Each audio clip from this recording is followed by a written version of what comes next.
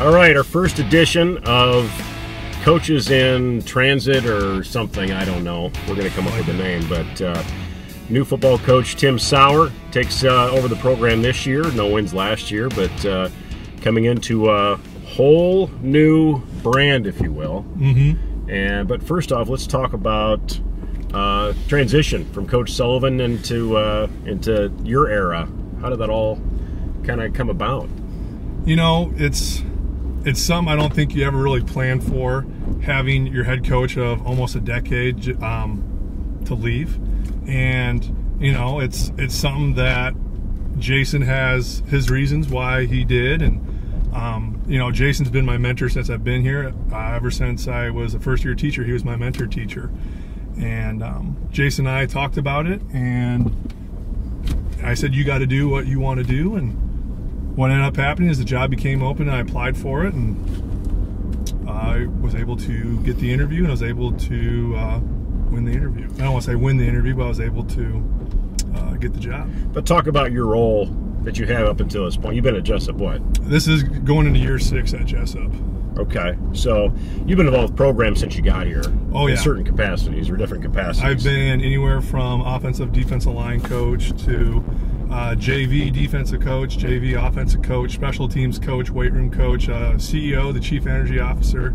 There'd be times on Friday nights you'd see me in lane 7 or 8, as Joe Smines would say, just trying to get the crowd going. So looking for any way to have a positive impact on the program. But, you know, you played football at UNI and you transition into teaching and coaching.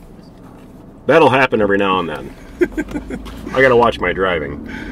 But anyway, you get into coaching. This is something I'm sure that's been in the back of your mind for a long time, something you want to get into. Yeah, I sat down about, I would say 5 years ago, and I made a 5-year plan, a 7-year plan, 10-year plan, and a list of values and things I don't want to give up. It's and I still have this piece of paper. It's sitting on my dresser at home, and it's things I stand for and things I want to shoot for. Because the big thing I talk to our kids about, especially in the health classroom when I talk about goal setting, is you have a higher chance of completing your goals that you set if you write them down and you post them somewhere you see them every day. So as you get into this, and you've had that written down, but it was kind of day one you kind of got going with it all. Yeah, it's been this way from the start, and boy, I'm more than excited to get this show on the road and to get it going. Well, you've got your phrases and you've got them on a plastic band that you made me have to work for it. Oh yeah. I'm gonna give a shout out to our superintendent, Mr. Martin. Before one of our school meetings, before beginning school meeting, he talked to us and he said, "Tell your story. What's our story gonna be?" Because you don't want anyone else to tell your story. And the thing I know about kids and adults, if you want people to wear your stuff or get people excited, you got to have T-shirts, wristbands, or give out food.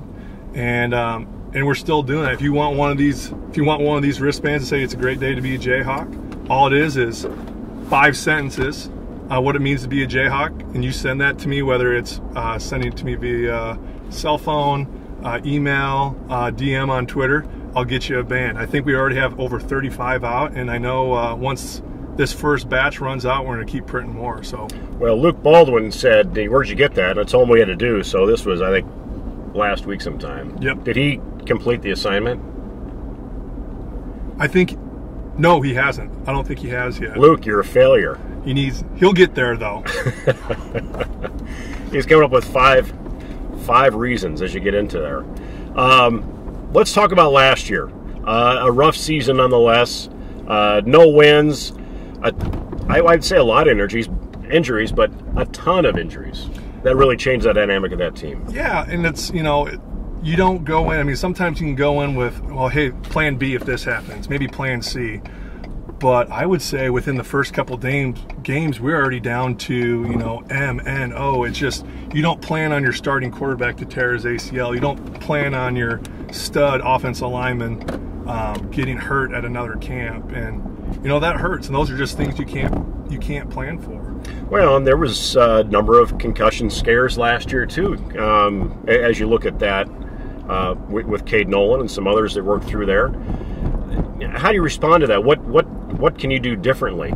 going into this season with that, or is there some rules that have changed? The concussion protocol has stayed the same. I guess the big thing, and our whole entire staff believes this way, if you ever say your head hurts or you don't feel good or you have light sensitivity, it's not worth it. We don't want kids out there playing timid or, you know, oh, I have a headache, but I want to keep playing because I think coach should be mad. Because player safety is the most important thing. You know, there's sometimes, you know, depending who you talk to, there's people think you can prevent this by, you know, maybe you practice a certain skill or you practice your assignment so you're not playing timid out there. But sometimes it's just a fluke thing. And it seemed like last year some things just kind of stacked up on top of each other, injury upon injury. But talk about that. That's a top of mind thing right now. It's being discussed, and I'm sure mothers everywhere are questioning football and concussions and things like that. What do you say to moms or parents or grandparents or whoever, or even the students themselves concerned about concussions? Right. And I would, you know, I even talked to my wife about this. You know, the concussion movie came out a couple of years ago with Will Smith, and she's like, our kids will never play football. And and what I told her is like, the game has changed so much, even since I played 10 years ago, and the different equipments out there, the different protocols, and the different rules and regulations that are meant for player safety. There's equipment out there. I know we are looking to, as a football staff, getting, they're called guardian caps, and it's supposed to help reduce impacts during practice. So you see some of, like, you see Alabama, you see some of the big time programs have this type of padding that goes on to help reduce the helmet-to-helmet blows. One thing I tell parents is I can't promise that no one's ever going to get hurt. I wish I could promise. I wish I could look parents in the eye and say, hey, your little boy is never going to get hurt. But there's a risk. There's a risk whether it's soccer, whether it's volleyball, it's basketball. You know, depending on, you know, there's research out there saying soccer has more concussions per capita than football does. But it's all where all you get your research from. Yeah, and kids are faster, stronger now, and Definitely. You still have the equipment, but that makes an impact too. Yeah, and you know, kids are, you know, they talked about this on the NFL level, that the field's too small for the NFL guys. You got a whole bunch of, you know, jacked up guys running 4.4, 4.5, going around and playing in a small area. So yeah, there's definitely changes that are coming to the game, and obviously player safety is number one thing. So we lost a good group of seniors last year from Cole Van Brocklin and Brian Sadler and some others in there. But talk about this year's group. Who are you seeing come in that has really maybe worked and you're excited to see get on the field? You know, anytime, you know, one of the big goals this year is to get as many kids out as we can. We're shooting for about 60 guys. I would say, you know, I'm excited about every kid that comes out. You know, you can look at returners like you got Derek Weisenkamp coming back, you've got Dylan Brown coming back. You know, those are just a couple guys, but in order for us to be successful this year, it's going to take every single guy out to be able to do our thing. You know, we've got some juniors that got some playing time as sophomores last year. I know Keaton Rostovius got some playing time last year as a sophomore. You got Fisher Ort, who's coming back, who's going to be hopefully 100% coming into the season.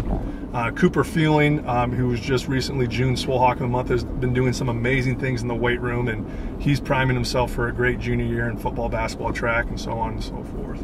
So talk about the offense. Talk about maybe what you're going to run, but who's going to be the key people we will see?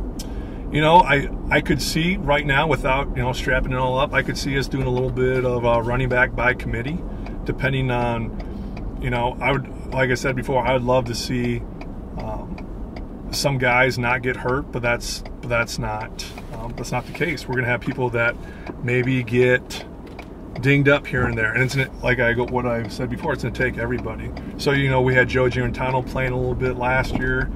You could have Tanner Cole, maybe someone that steps up a little bit younger. But I'd like to see what we can have from some of our upperclassmen and come out there and hopefully ball out. So who's getting the ball at the snap? At the snap, you know, what are we looking at? I'm seeing Fisher Ort at the quarterback.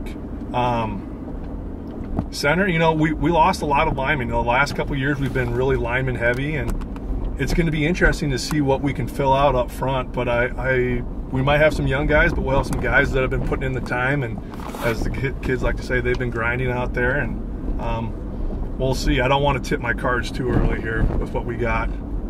Well, and you got a whole new district lineup coming up. Yes. And I wouldn't say they were kind to you. No. Well, what they were kind with was we're not driving 2 hours for every away game. True. So that will, I mean, that's such a huge thing. Like last year, we drive down to Bellevue, and that's hard to get kids to have them be locked in for that whole car ride. And man, that's tough. It's almost, you know, every hour that you go, you're almost spotting the home team, almost maybe a touchdown or so. And that's really hard for high school kids to understand sometimes. And that's part of what we're going to do this year is, you know, training them, A, how to practice, B, how to mentally get that mindset, get that focus on those long, you know, those long trips. I mean, I think East Marshall is our longest trip that we, maybe MFL Marmac is going to be our longest trip this year. So you only get 4 home games. You got 5 on the road with the 1 scrimmage with Columbus coming over. Hudson, strong team last year. A little down this year? You know, you can say that they graduated their whole offensive line and some other key parts, but I know Hudson's been really good year in and year out ever since we played them a couple of years ago. You know, respect every team we play, but fear none.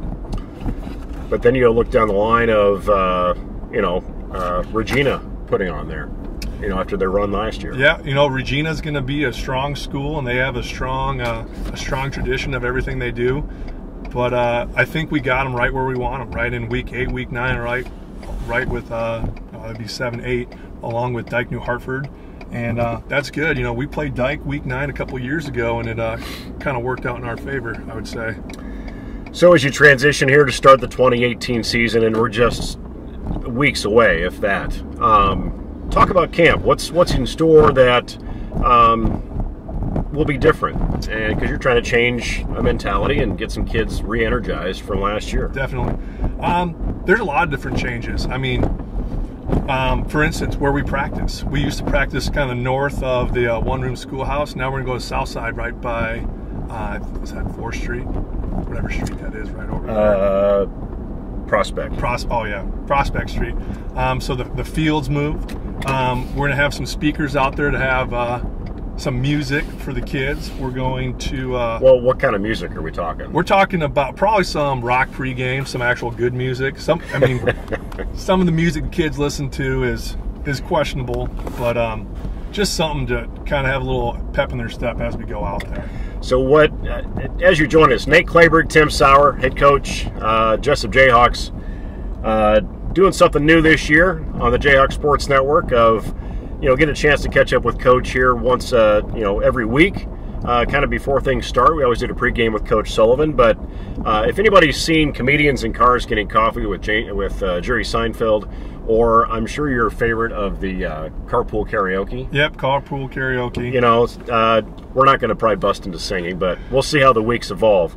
Oh, you know, just kind of driving around Jesup, and right now, kind of coming out on the campus. I don't think they're going to get too upset with us driving around out here. No. On the field, but kind of passing through the football field, through our ball fields, and I wanted to see the job you did on the painting. Oh yeah, because you talked about mixing it up a little bit, and you want to get real numbers down there and give them the real experience. We want, I mean, could you imagine having basketball practice on a field that wasn't lined to, I mean, having a court that wasn't 100% lined to what you're going to play on? So we're trying to give the kids the full gamut. Okay, here's the numbers. I mean, it's a little bit of work, but it's for the kids, and just try to have it almost as game-like as possible down here. I'm gonna drive around. Okay.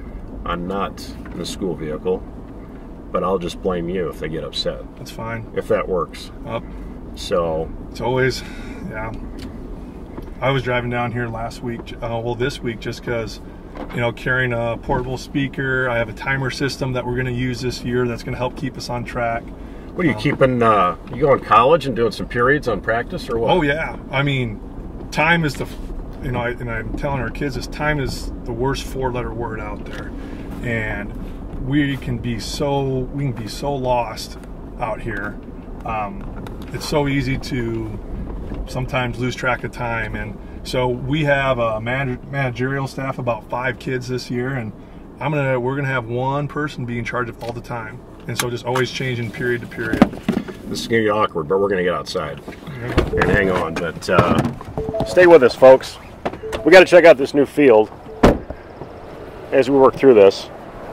I got to show, as you get through there, you had to mow that down. Yeah, mow it down so the paint would stick. So you're going through there. Did you draw that? Coach Coach Matson was the one who was spraying all that for us. We had Coach Schmitty was lining basically the whole entire field, and we had Coach Stevens and Coach Sadler who was running the string. So I'd be there shaking the paint cans and everything. So this would be our kind of our first phase. I'd like to come out here again tomorrow and make these lines a little bit darker, and then eventually get some stencils. And here, let's do you know how many individual line ticks are on a football field? Individual line, like hashtags? Yeah, so I'm talking from, we're looking from 50 to 45. Do you know how many line ticks on the whole entire field, and then all the hashes? Well, I would say 100. At least 100. Well, 100 minus the line, so you're, I don't know, what are you at, 90? There's a lot. There's over. Oh, both sides, 180. Right. There's more. There's over 320 individual line ticks that go on a football field. So I've talked to our wonderful custodial staff, and they get our field prepped every week, and it takes over about 4 to 6 hours to do it correctly. Yeah. And boy, it takes some time. It takes some time to do it right. Right. But you know what? The kids will appreciate that. When the kids come out here and they see that, they'll be like, wow, they had attention to detail. And then the kids are like, well, if they spent this much time, then hey, I'm gonna start picking them up. I'm gonna focus on those little things. So you used to practice way down there. Yep. Looking towards that shed. Yep. So you're moving it in.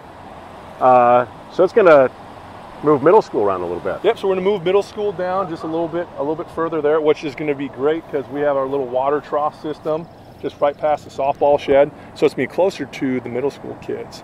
We're looking in right now and getting a shed, another shed. So that would be in the middle school shed. We'd have the high school shed about 30 feet to the west of that scoreboard. So it'd kind of be centrally located out here. So what I'm kind of looking at here is we'd make a giant L or a J for our practice field. We're looking at putting some lines over here and having some equipment over here. Thinking as an offensive defensive line coach, kind of having the O-line play palace over here, having a whole bunch of different lines and the chutes, and because sometimes the football field is pretty big, but you run out of room pretty quick. So talk about your staff. Who do you got on board this year? So I'm board on the high school. I'm really excited about our staff this year. On the high school, we're looking at Coach Schmidt, Steve Schmidt, calling the offense. Ron Sadler has moved into the defensive coordinator position. Then we have Coach Schutte from the middle school has moved up. He's going to call the JV defense. Coach Ben Stevens, who's been here since I've been here, he's going to help call the JV offense. And then I'm going to be working with all the special teams. Okay. Middle school, I'm really excited about the middle school. We have Coach Jacob McMartin, Donnie Wackendorf. We have Paul McCone, who's been down there for a while. And then alumni, Rodney Soliski is going to be helping out as well. Okay. Yeah, and then you've got the YSF that's involved even younger. Is there any more any further connection you want to have with those younger kids? That's one thing. I was looking at the program goals of the visions for the program, and that's getting everybody on board. And it may seem like that's a big chunk to try to bite off and chew on, but that's where programs are made. When you start in those super young programs, and then you have that alignment from.